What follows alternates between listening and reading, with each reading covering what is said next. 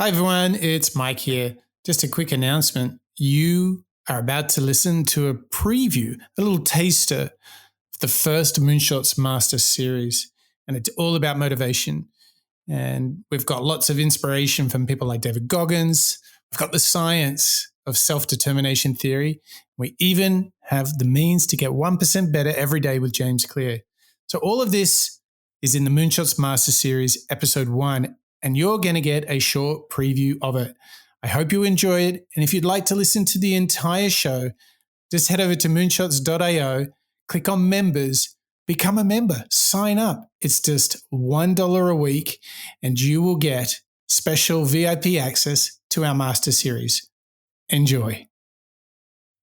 All right, Mark, where do we start as we now kind of switch modes? It felt like we're in 5th gear, so I don't know. Are we going into 6th gear here, or like where are we going? Well, look, I would coach or cache the first section, our first part where we heard from the 3 Gs of Gary, Gaga and Goggins as the underpinning element of motivation that maybe our listeners and you and I have experienced before. These are individuals that maybe we've seen out in the world, and there's an element of motivation that I guess you learn as you grow up. But the truth is, how many times have you actually taken a step back and thought, well, what is actually the principle of motivation? What does it actually mean? And this second part, Mike, is really, as you say, digging into the science and understanding what motivation is. So actually, I'd like to almost slow us down a little bit and actually hear from Ronan Owl, who has this great breakdown of what motivation is. So this next clip that we're going to hear from is motivation and how it moves us. The meaning of motivation is to be moved to do something. It can be described as a trigger that starts the thought, I am going to do this. And there are 2 basic kinds of motivation.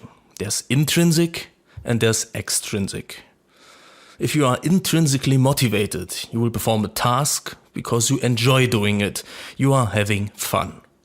If you are extrinsically motivated, you will perform a task because of external impulses, like a reward or a punishment.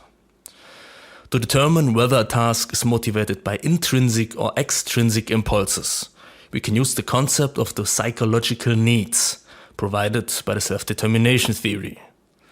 This concept states that everybody has 3 innate psychological needs, namely autonomy, competence, and relatedness. The more each one of those needs is satisfied, the more we perceive a task as intrinsic, hence more enjoyable. Autonomy refers to decision making. This need is satisfied if you can decide for yourself if you want to do something. If someone tells you to take action, you probably won't enjoy it that much. Competence means that you have the right skills to complete a task. It is important that the task is neither too easy nor too hard. A 2-piece puzzle is probably no fun, but a 1,000-piece puzzle of a clear blue sky might be no fun either. Relatedness refers to the degree you feel connected to your social environment. If a friend asks you for a favor, you might have no problem helping him or her out. But what about a friend of your friend's friend? So if none of those needs are satisfied, we have no motivation at all. It is amotivation. If all of those needs are satisfied completely, we are intrinsically motivated. In between those 2 points, there are different stages reaching from purely external impulses, extrinsic, to completely internal impulses, intrinsic. Well, Mark, you are absolutely right. We're getting into the science of this. There's plenty to share. So this is where the Master Series gets so good. So not only do we sort of pick our absolute favorite clips from our Moonshot podcast, but what we also do is we go a level deeper to find the science behind, in this case, motivation. Now, what we were listening to is a summary of what is called the self-determination theory. Now, the great news for you listeners is that if you go to moonshots.io, go to our members section, you will find in the show notes a link to the huge piece of work that was done in 2000 by Ryan and Deci. We have the peer-reviewed paper of the self-determination theory. This was breakthrough because what it actually did is it presented to us two fundamental types of motivation. So we're going to simplify it and give you an introduction to this theory. It's what they call the self-determination theory. We're just going to give you an introduction to it, but there is so much power in it. If you're really interested in it, go to moonshots.io, get the show notes because all the links are in there and you can go a lot deeper than we're going to go. So traditionally, what the world has done is said, hey, I will give you a promotion if you do a good job, if you hit the objectives. I'll give you a bonus, a pay raise. I'll throw in some extra benefits. Maybe there'll be prizes. Maybe there'll be winning and perks. Sometimes it's the threat, the extrinsic threat of if you don't hit it, we'll be chopping off the head. That's also not necessarily a great motivator, but maybe. So here's the point. A lot of people, before this piece of work, this self-determination theory, relied heavily on extrinsic motivators. You know, a badge, a prize, a ribbon for doing well. Okay.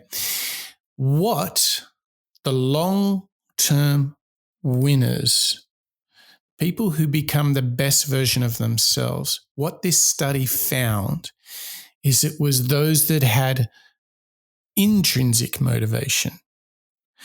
Those were the ones that performed the best over time. Breakthrough watershed study that has opened up a massive body of work and insight into how we actually are motivated. So if extrinsic motivators, prizes, badges, perks, all that kind of stuff is on one side, I want you to imagine there's another side of us. And this is so typically moonshotty.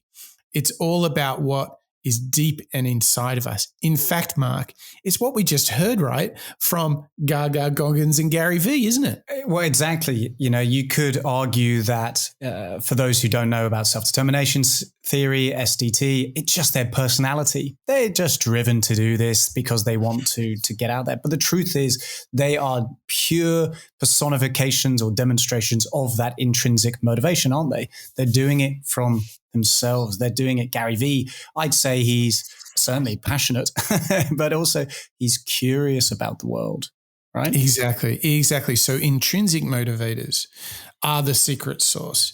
If you want to win for the long haul, here's what you need to focus on.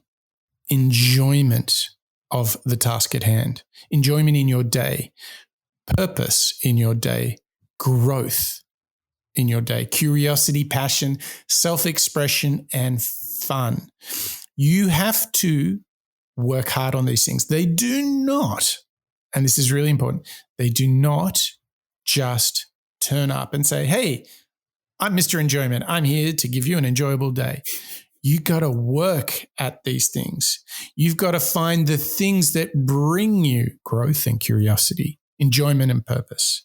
You need to go out and work on these things, intrinsic motivators. So let's frame this a little bit. Self-determination theory, hit moonshots.io if you want to follow up on this.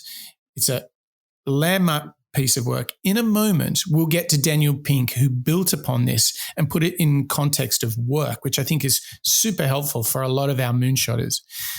But Mark, let's think here for a moment. We've got this intrinsic versus extrinsic motivation framework. When you look at this, how do you think we should apply this to ourselves? Let's maybe apply it to you. If you look at the intrinsic motivator list here, enjoyment, purpose, growth, curiosity, and so on and so forth, how can you use this to improve your level of motivation? What comes to your mind? Well, the thing that came immediately to my mind and was reinforced by the first part of the show today when we heard from our Moonshotters is the fact that intrinsic motivators are personal to me. When I think about extrinsic, they are broader.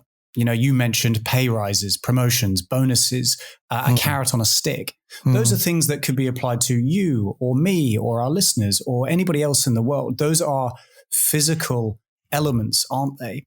When I then look at the intrinsic list, as you've just read out, and as our listeners can check out in the frameworks in the show notes, those feel much more personal to me. The things that I'm going to get enjoyment from aren't necessarily going to be what my friends or my colleagues might get enjoyment from. Likewise, things that I'm curious and passionate about are going to be slightly different. So for me, when I'm thinking about all this conversation that we're digging into in today's show, I've got to go back to what you said a second ago, which is it doesn't come easily. And actually, you've got to put in the work to understand or uncover what are those intrinsic motivations for yourself. So for me, one of the practices that I try and do this, Mike, and it is something, I'm early 30s, and sometimes it's quite easy to get to a point where you're so focused on doing the job, you actually kind of forget the value or the benefit of having hobbies or things that kind of give you that little bit of spark that you might do on the weekends, right? You might forget about it and maybe just be orientated around one problem that's in front of you. And this is a great reminder of putting in the time to actually find out, okay, well, what do I like doing and what motivates me? And for me, one of the things that helps me doing, or at least uncovering these elements, these intrinsic motivators, is to, genuinely sit down and try and write something down. Maybe it's goals, maybe it's mantras, maybe it's journaling, and something that enables me to think, okay, well, what do I want to do this weekend? Or what do I want to be in 6 months' time or a year's time or 10 years' time?